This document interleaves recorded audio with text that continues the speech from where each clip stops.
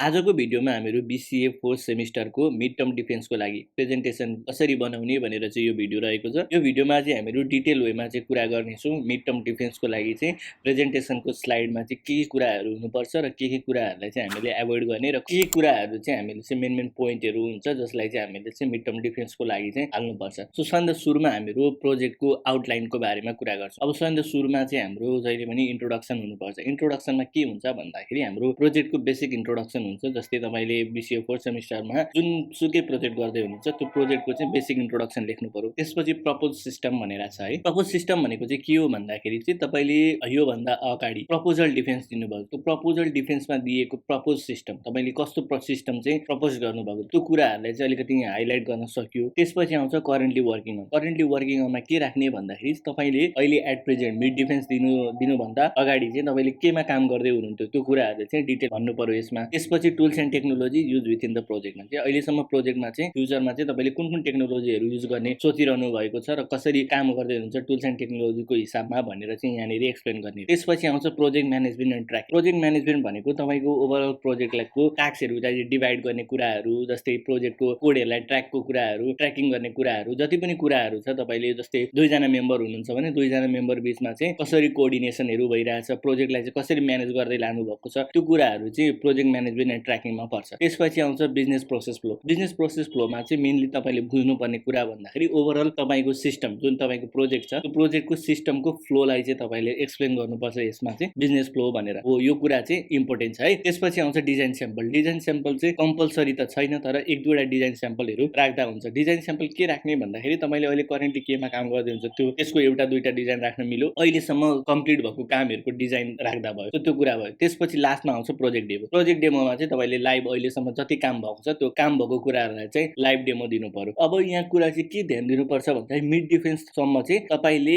Demo दिन लायकको चाहिँ हल्का डेमो दिन लायकको चाहिँ प्रोजेक्ट चाहिँ कम्प्लिट भएको हुनुपर्छ हैन। भर्खर सुरु गर्दै हुनुहुन्छ भने चाहिँ त्यो चाहिँ हुँदैन हैन। मिड डिफेन्ससम्म आउँदाखेरि चाहिँ सर्टेन काम चाहिँ मैले गरिसकेँ भनेपछि एटलिस्ट तपाईको त्यो डेमो दिन लायकको चाहिँ हुनुपर्छ। सो त्यति चाहिँ तपाईले प्रिपेयर गरेर राख्नुपर्छ। र जाउँ इन्ट्रोडक्सनमा। इन्ट्रोडक्सनमा चाहिँ कसरी लेख्ने भन्दाखेरि इन्ट्रोडक्सन डाइरेक्टली एउटा प्याराग्राफमा नलेख्ने। त्यो मैले यहाँनिर ब्रेकडाउन गरेको छु नि, एउटा दुईटा तीनटा सानो सानो प्याराग्राफ राखेर यसरी ब्रेकडाउन गर्नुभयो भने चाहिँ तपाईले चाहिँ पोइन्ट वाइज लेख्नु भएको छ जस्तो पनि देखिन्छ। अनि यहाँ हेर्नु हाइलाइटेड गरेको छु है मैले। इम्पोर्टेन्ट कुराहरूलाई चाहिँ हाइलाइट गर्नु तपाईको जस्तै प्रोजेक्टको इम्पोर्टेन्ट कुराहरू जस्तै हुन्छ यो ई कमर्स साइट रहेछ भन्ने थाहा भइहाल्यो यहाँबाट। यसमा चाहिँ प्लान्टको नर्सरीहरूको इन्फर्मेसनहरू हुँदो रहेछ भन्ने थाहा भयो। यो चाहिँ एउटा इन्फर्मेटिभ साइट रहेछ भन्ने कुरा थाहा भयो हैन। यसमा चाहिँ प्लान्टको टुल्सहरू फाइन्ड गर्न मिल्दो रहेछ भन्ने थाहा भयो हैन। त्यसरी चाहिँ तपाईले चाहिँ मेन की पोइन्टहरूलाई चाहिँ यसरी हाइलाइटेड गर्नुभयो भने चाहिँ त्यो चाहिँ बेटर देखिन्छ है। अब त्यसपछि वी प्रपोज्ड फर भनेर लेखेको छु। वी प्रपोज्ड फर भनेको अघि नै मैले भनिहालेँ प्रपोज सिस्टम भनेको थिएँ नि हो यो कुराहरू चाहिँ यहाँनिर लेख्नु पर्यो। जस्तै तपाईले प्रोजेक्ट डिफेन्स जुन प्रपोज गर्नुभएको थियो कि प्रपोजल डिफेन्समा चाहिँ के कुराहरूलाई चाहिँ हाइलाइटेड गर्नुभएको छ त्यो कुराहरूलाई चाहिँ एक दुईवटा पोइन्टमा चाहिँ तपाईले यसरी लेख्दा हुन्छ। अब त्यसपछि आउँछ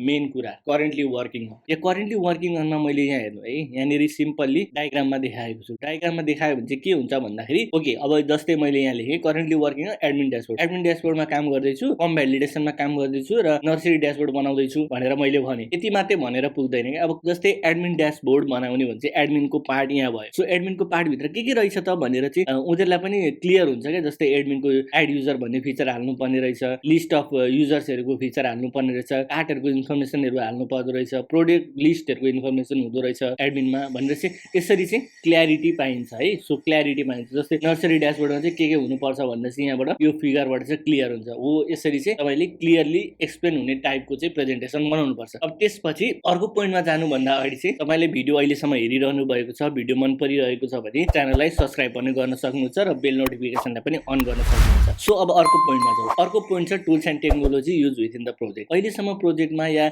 आउने फ्युचरमा चाहिँ तपाईले कुन टेक्नोलोजीहरू या टुल्सहरू युज गर्नुहुन्छ यहाँनिर क्लियरली एक्सप्लेन गर्ने। यहाँ जस्तै मैले ट्रेलो फर प्रोजेक्ट म्यानेजमेन्ट भनेको छु नि हो। प्रोजेक्ट म्यानेजमेन्ट जस्तै कि टास्कहरू डिभाइड गर्ने कुराहरू दिन्छ देखि लिएर सबै कुराहरूलाई चाहिँ हामीले ट्रेलोको थ्रुबाट गर्छौँ भनेर मैले यो लेखेँ। त्यसपछि गिट एन्ड गिटअप भनेको छु। जस्तै तपाईको कोडहरूको भर्जनहरू हुन्छ त्यो भर्जन कन्ट्रोल सिस्टम भन्छ गिटलाई। गिटको थ्रुबाट हामीले चाहिँ कोडको भर्जनहरूलाई चाहिँ म्यानेज गर्न सक्छौँ। त्यो भएर चाहिँ मैले यहाँ गिट र गिटअपको लेखेँ। जुम भनेर लेखेको छु। त्यतिखेर चाहिँ यो प्रोजेक्ट डिफेन्स दिँदाखेरि चाहिँ समथिङ कोरोनाको पिरियड थियो। सो त्यो कारणले गर्दाखेरि जुम फर मिटिङ भन्छ चाहिँ हामीले दुईजनाको बिचमा या टिम मेम्बरको बिचमा चाहिँ कम्युनिकेसनको लागि चाहिँ जुम युज गरेको भनेर लेखेको थिएँ। सर तपाईको केसमा चाहिँ यो डिफरेन्ट हुन सक्छ। सो त्यो कुरा भयो। त्यसपछि आउँछ ड्र .io फर डायग्राम भने जति पनि प्रोजेक्टमा युज भएको डायग्राम हुन्छ, जस्तो युज केस डायग्राम हुन्छ, DFDहरू हुन्छ, ER डायग्राम बनाउनु, या जति पनि डायग्राम रिलेटेड कुराहरू चाहिँ तपाईँले कुन सफ्टवेयरहरू या कुन टुल्स युज गर्नुभएको छ त्यो कुराहरूलाई चाहिँ यसरी लेख्नु। अब त्यसपछि रियाक्ट प्याकेज युज भनेको छ, मैले चाहिँ टेक्नोलोजीमा के लेखेको थिएँ, रियाक्ट जेएस युज गरेको भनेर लेखेको छु। सो रियाक्टमा तपाईँले युज गरेको प्याकेजहरूको लागि पनि यहाँनिर लेख्दा चाहिँ बेटर हुन्छ। त्यसपछि सर्भरहरूको कुरा भयो, यो चाहिँ लेख्दा नि हुन्छ नलेख्दा नि हुन्छ, नट कम्पलसरी। त्यसपछि आउँछ टुल्सको कुरा, तपाईँले युज गर्ने टुल्सहरू जस्तै HTML, CSS, जावास्क्रिप्ट युज गर्नु होला, PHP, MySQL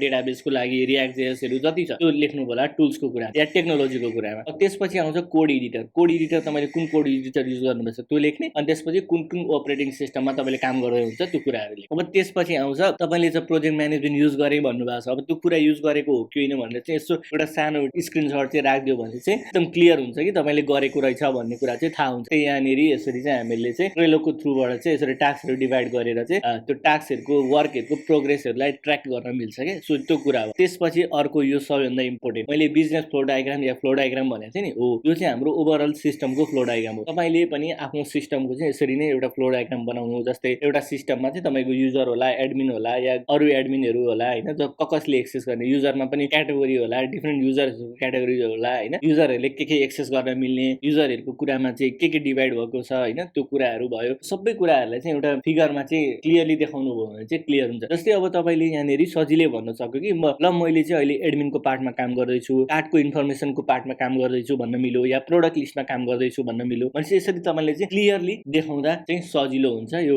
मिड डिफेन्सको लागि पनि र फाइनल डिफेन्सको लागि पनि यही डायग्राम लिएर जाँदा र तपाईँले क्लियरली एक्सप्लेन गराउँदा चाहिँ यो राम्रो हुन्छ। र त्यसपछि आउँछ स्क्रिनसटको कुरा होइन, जति पनि डिजाइन स्याम्पलहरूको स्क्रिनसटहरू राख्दा पनि भयो। यो चाहिँ तपाईँले फाइनल तपाईँले डेमो दिँदा पनि देखाउँदा भयो, र अहिले पनि एउटा दुईटा स्क्रिनसटहरू चाहिँ राखिदिँदा बेटर हुन्छ। अनि यो भयो हाम्रो गिटअपको रिपोजिटरीको लिङ्कहरू पनि, या स्क्रिनसटहरू छ भने लिङ्कहरू छ भने राखिदिने। सो यो फ्रन्ट एन्डको भयो, सो यो ब्याक एन्डको भयो। त्यसपछि आउँछ लाइभ डेमो। लाइभ डेमो देखाउने, डाइरेक्टली तपाईँले अहिलेसम्म जति काम गर्नुभएको छ त्यो कुरा लाइभ डेमो देखाउने हो। यति कुराहरूले चाहिँ हामीले 8वटा कुरा जति छ यो कुराहरूलाई चाहिँ तपाईँले मिड टर्म डिफेन्सको लागि यो कुराहरूलाई चाहिँ ध्यान दिनुभयो भने चाहिँ मिड टर्म डिफेन्स चाहिँ एकदम राम्रो हुन्छ। सो अहिलेसम्म तपाईँको मिड टर्म डिफेन्स भएको छ कि छैन, so let me know in the comment होइन, कमेन्टमा चाहिँ तपाईँले भन्नु होला मिड टर्म डिफेन्स तपाईँको कलेजमा भएको छ कि छैन भनेर। सो आजको भिडियोमा यति नै, धन्यवाद।